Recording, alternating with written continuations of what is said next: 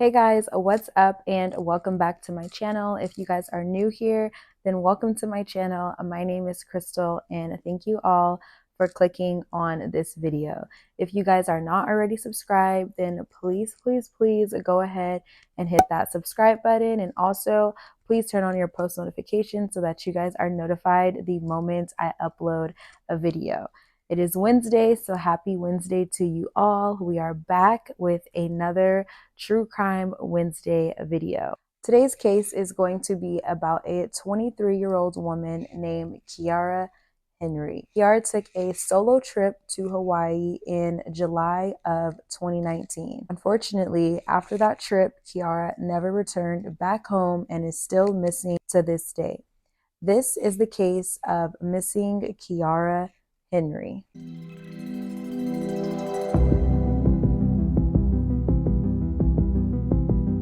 Kiara was born on March 7th, 1997 in San Diego, California. She was born to and was raised by her parents, Monica and Kevin Henry.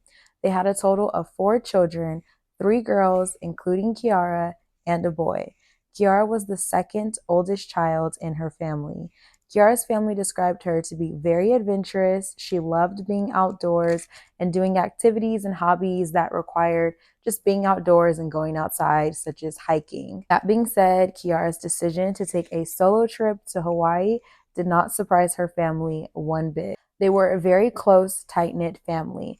They took family trips and vacations together, such as Disneyland, and they just spent a lot of time just being together. So much time so that Monica and Kevin actually decided to retire early so that they can spend more time with their 4 children. And after their retirement, family up and relocated to a small town in Nevada, and they thought it was a great place to raise a family. Kiara then attended high school in Nevada while playing basketball and running for her school's track team.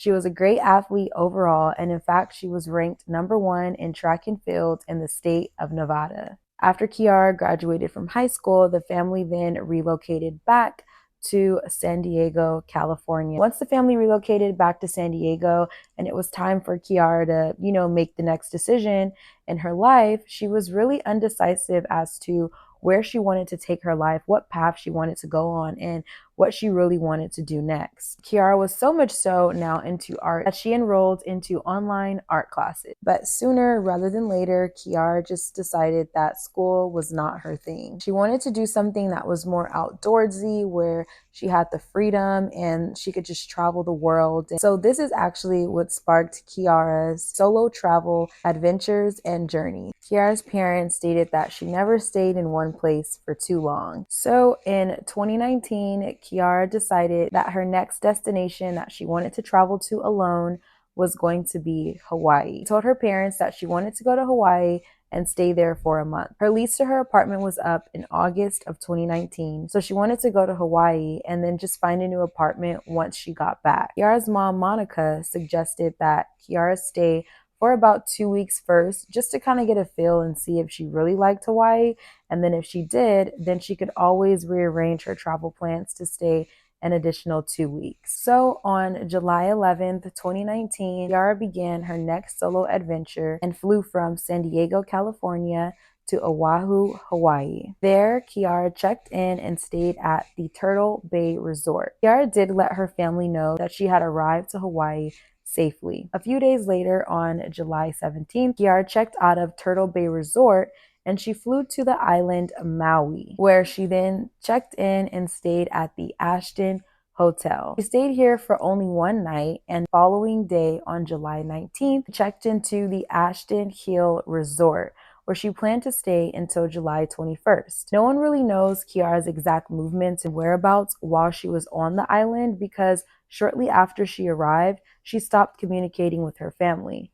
But investigators later tried to put the pieces together once Kiara was non-responsive. But her family would try to call her, reach out to her, and once she basically told them that she made it safely, she wasn't answering their phone calls and she wasn't responding to their text messages.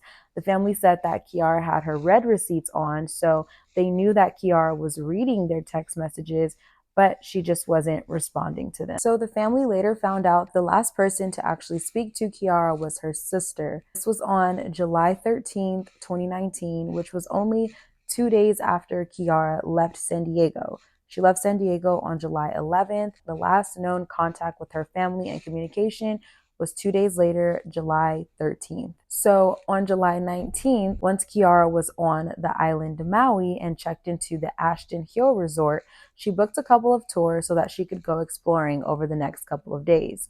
Hotel workers and visitors recalled seeing Kiara and stated that she seemed to be happy, normal, and enjoying her trip. They said nothing seemed off or weird about her. The following day, on July 20th, Kiara then took a hiking tour. Again, others on this tour interacted with Kiara throughout the day and stated that she seemed normal, didn't look as if anyone or anything was bothering her at all. So Kiara's family stated that the fact that she went days without communicating with them was actually pretty normal. Kiara's mom stated that Kiara was actually a bad texter and often wouldn't respond to any of her family's messages. But on this trip, the family had figured that something may have just happened to her phone because, again, they're all in San Diego. Kiara's in Hawaii by herself.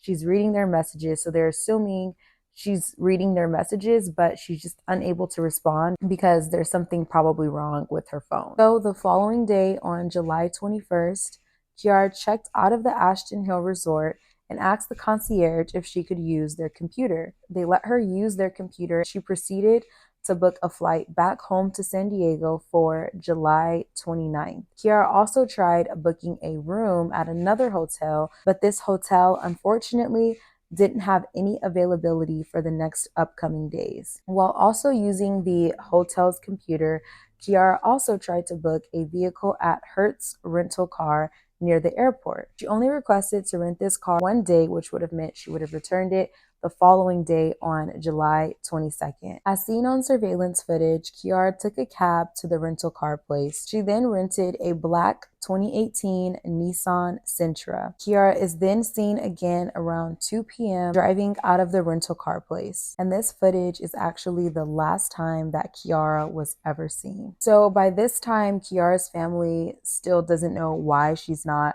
responding to their messages, and they think it's pretty strange that she hadn't got back to them for a while. Kiara's father, Kevin, stated that he thought that maybe Kiara was probably upset about something that someone did, and maybe that's why she's not returning anybody's phone calls or messages. But once Kiara's phone started going straight to voicemail, they thought that maybe something had really happened to her phone, which then made her family really start to worry about her. A few days after Kiara was last seen at Hertz on July 21st, her family received a disturbing phone call. So on July 23rd, officials spotted a vehicle at a local state park that appeared to have been abandoned. The vehicle that was located and abandoned was the same vehicle that Kiara had rented 2 days prior from Hertz. Once authorities discovered that this vehicle was a rental, they then had the vehicle towed back to the rental company place. And although the vehicle was supposed to be returned a day prior on July 22nd, Hertz had not yet reported the vehicle being stolen. So now we're a couple of days later on July 26th when Hertz received the vehicle back. 5 days now from when Kiara was last seen, they began to clean out the vehicle. And when they cleaned out the vehicle, they located some of Kiara's personal belongings. Her family at this point still did not know that Kiara was missing, nor that her rental car was found abandoned at a local park. Also, you guys, please remember that this is not just like your local park down the street. This is Hawaii. So they call it like a park, but it actually has a lot of wood. There's a huge river there. Like, you can definitely get lost. Not just like a regular park with swings and a slide. It's like a national park. So in the back seat of the rental car, the rental company located Kiara's luggage, a black t-shirt, and denim jeans that she had worn on the 21st as seen on Hertz surveillance footage. In the front seat of the car, they located her socks, tennis shoes, and in the middle console of the vehicle, they located her credit cards, money, and identification card. But what was missing was Kiara's cell phone,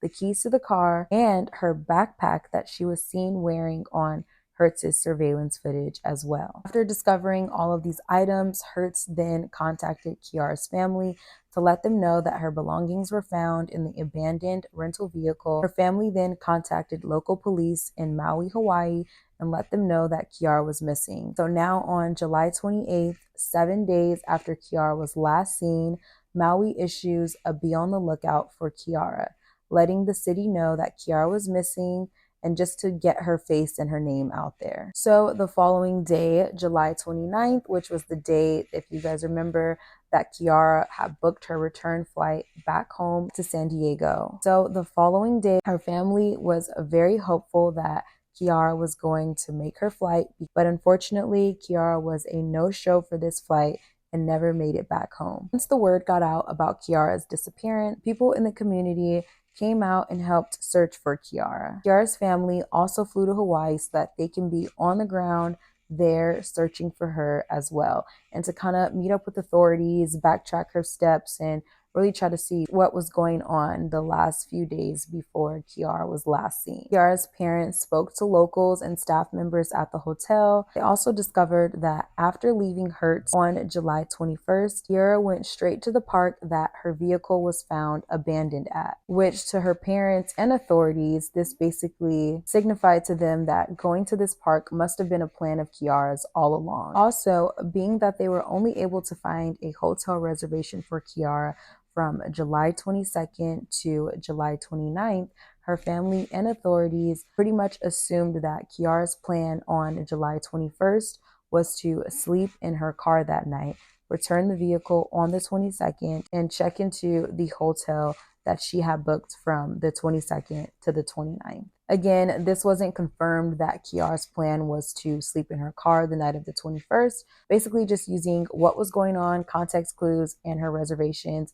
This is what the family ultimately assumed. So authorities and Kiara's parents also obtained records of Kiara's activity on her phone in hopes that it would help them understand more of her movements and who she was communicating with and what she was doing days leading up to her disappearance. Surprisingly, the last ping on Kiara's phone was on July 12th, which was the day after she arrived in Hawaii. After this, there is no activity on Kiara's phone again until July 21st, the day she checked out of the Ashton Hill Resort, which is when her family's calls started to go straight to voicemail.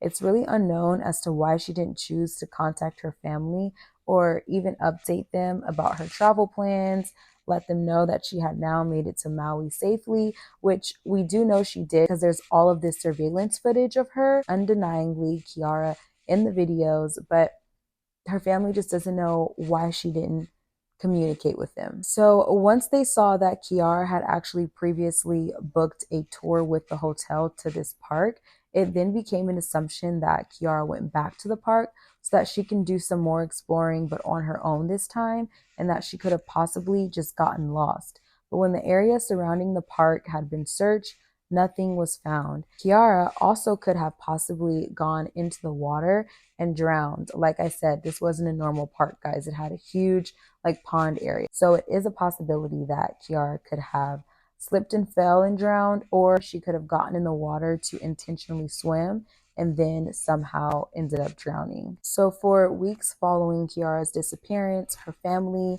authorities, and locals continued to search the park and nearby areas. They searched the water, they had helicopters out, they searched the woods, and they did this for weeks. Kiara's family also offered a $10,000 reward to anyone that had any information on the whereabouts of Kiara. Police did receive a few tips, but unfortunately, nothing came of these. So after searching for almost 2 months, Kiara's family returned back home to San Diego, California. They then started a Facebook page called Help Find Khiara Henry. On this Facebook page, they posted letters and updates, basically to continue to just spread the word about Kiara's disappearance. Shortly thereafter, between Kiara's disappearance and about a year later, her family took frequent trips to Hawaii to continue looking for Kiara. The only thing that kind of ended the family's multiple trips to Hawaii was that COVID hit in 2020.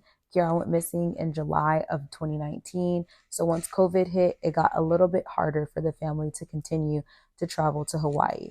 So the family then upped the reward from $10,000 to $15,000, but the family and the authorities still did not receive any insightful information. But the family is still holding out hope that Kiara will someday be found. So about a year later, in July of 2020, Maui Police Department set up a tip line for people to call into if they had any information about Kiara's disappearance. Like I said, unfortunately, there were a few tips that came in, but nothing was helpful. It was as if Kiara was just gone. The keys to the rental vehicle was not found, nor was Kiara's cell phone. Authorities also issued a statement stating that there was no evidence was discovered to suggest that foul play was involved in this situation. There was no blood.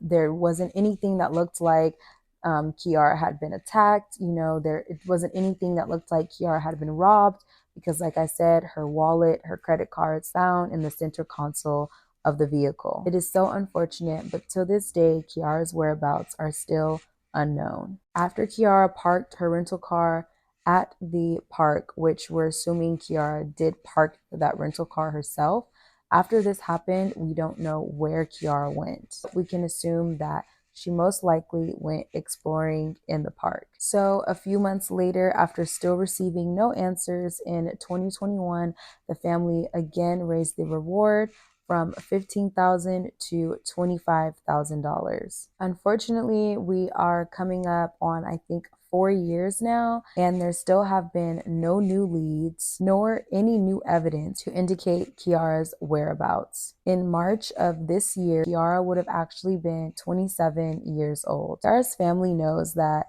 she's a free spirit and she just enjoys being outdoors, but they also know that she wouldn't just disappear for no reason, and she also wouldn't disappear without telling her family where she's going or why she is. And they also stated that Kiara is not the type of person to just walk away from her entire life. A lot of people were speculating that Kiara just wanted to start a new life and walk away, but even if she wanted to do this, she left her money, she left her ID. Like, where could she have walked away and started a new life to? Like, she was on an island in Maui, so it's not like she could have hopped from state to state as if she was in the United States. So I think the theory of Kiara just walking away from her life was pretty quickly debunked. Also, she was looking forward to coming back home and signing her new lease in San Diego as well. There are so many possibilities as to what could have happened to Kiara, but there's also still a possibility that Kiara could be found. There's a possibility for Kiara's parents to receive more answers as to what happened to Kiara, which is why I decided to share this case today. Kiara is a bright and beautiful young lady, and she was seen last on July 21st, 2019 in Maui, Hawaii, driving a 2018 black four-door Nissan Sentra. If you have any information or tips about the whereabouts of Khiara Henry, you are urged to call the family's hotline at 808-757-5102. So that is pretty much going to sum up today's case. I'll also have additional links down below in the description if you guys would like to continue to follow Kiara's case. I'll also have the link to her family's Facebook page that they started if you guys would like to follow that page and get updates as well. I really hope that Kiara's whereabouts are found and her family does get answers someday. This is an extremely sad case. Kiara seemed like she just loved nature within itself. And unfortunately, I think what everyone is probably thinking is that nature took a toll and something must have happened to Kiara at the park. But with that being said, let me know what you guys think happened to Kiara.